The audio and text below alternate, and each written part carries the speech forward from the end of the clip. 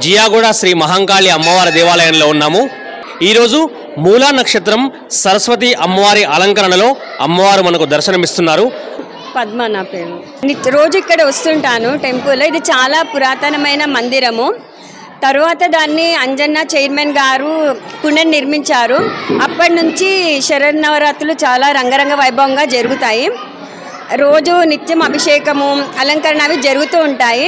అయితే ఇక్కడ రాగి చెట్టు కింద నాగదేవత సుబ్రహ్మణ్య స్వామి కూడా ఉన్నారు.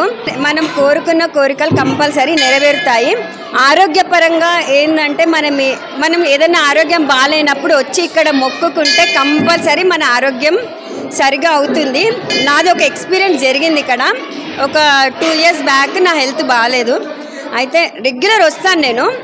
తర్వాత నేను అమ్మవారి దగ్గరకు వచ్చి మొక్కున్నాక నా రిపోర్ట్స్ నెగిటివ్ ఏదైతే రిపోర్ట్ ఉందో వితిన్ 1 weekలో మళ్ళీ నేను డాక్టర్ చెప్పారు, లేదమ్మా నువ్వు మళ్ళీ స్కానింగ్ చేయించుకోవాలన్నారు. తర్వాత నెక్స్ట్ 1 weekలో మొత్తం నాకు పాజిటివ్ వచ్చింది. ఆరోగ్య విషయంలో పరిపూర్ణంగా జరిగింది.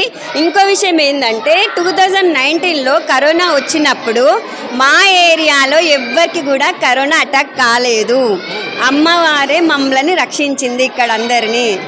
కానీ మా నమ్మకంగా అనుభవం ఏంటంటే అమ్మవారు ఇక్కడ తిరుగుతూ ఉంటుంది రాత్రుళ్ళు. నైట్ చాలా మంది చెప్పారు నైట్ గజ్జల సౌండ్ వస్తుందని. నాకు కూడా వచ్చింది, చాలా టైం వినబడింది. మా బాబుకి కూడా వినబడింది. భయం ఏం లేదమ్మా?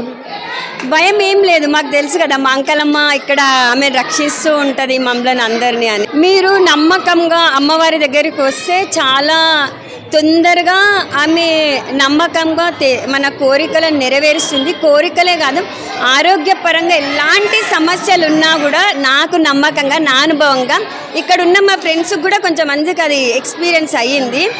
కంపల్సరీ తగ్గింది. చెప్తున్నా కదా, నెగిటివే ఆటోమేటిక్గా 1 weekలో పాజిటివ్ రిజల్ట్ దానికి.